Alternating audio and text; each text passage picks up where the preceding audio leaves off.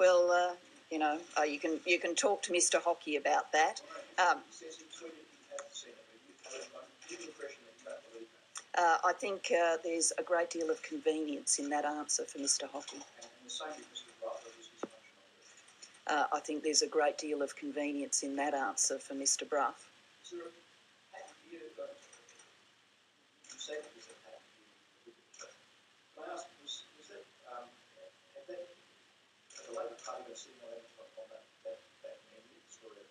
Absolutely not, no. And the first that I'm aware that this is now circulating, and isn't that interesting in and of itself, that a grossly sexist and offensive Liberal Party menu card comes out publicly, and somehow the spin is immediately that this is all Labor's fault. Well, excuse me. The first I knew about this was when it started coming to public light through Twitter, and I was briefed on it by my media staff because I knew you would ask. And the first my office knew about it was when it went out on Twitter and became the subject of public conversation. Mr. Brough should be disendorsed. That's what should happen here. Well, I've certainly been very clear on my view about Mr. Abbott and his conduct and the conduct of his colleagues.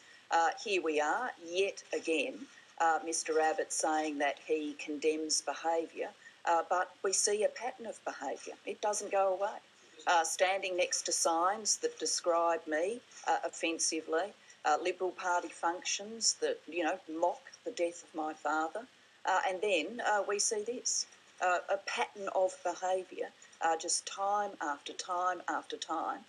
And Mr. Abbott's solution to this pattern of behaviour is not to show any leadership, but is effectively stood by Mr. Brough.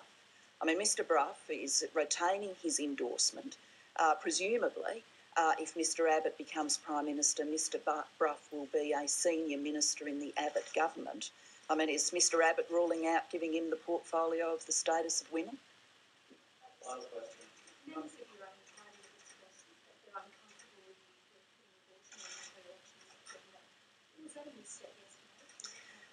I was in Parliament. I'm aware that Mr. Jones and Mr. Husick have had something to say about this. There's a difference here, I think. Neither Mr. Jones nor Mr. Husick were in Parliament when Liberal Party women rebelled when Tony Abbott was Health Minister. So concerned were they about the attitude that he was taking to RU486. Well, I was in Parliament. I was Shadow Health Minister. I saw those Liberal women rebel against Tony Abbott as Health Minister, and consequently, I think Mr. Abbott's conduct at that time and the fact that women in his own political party felt the need to rebel just tells you something about Mr. Abbott's attitudes. Now, Mr. Jones and Mr. Husick weren't there at the time. I was. I'd like it when I come to Perth. You'll see more of me in Perth, and we've got some things to do in Perth today. Is it the make of the decision to deny the party that school meeting, that school-based meeting, because of the fundraising? Premier Barnett says this is a long-standing policy in Western Australia, so you really need to have that discussion with Premier Barnett.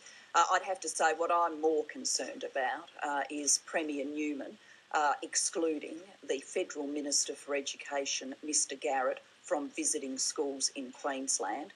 That's a naked political act, and it just seems to me that, if you can't win the argument about school improvement and school funding, somehow you lock people out of schools and prevent them putting the argument.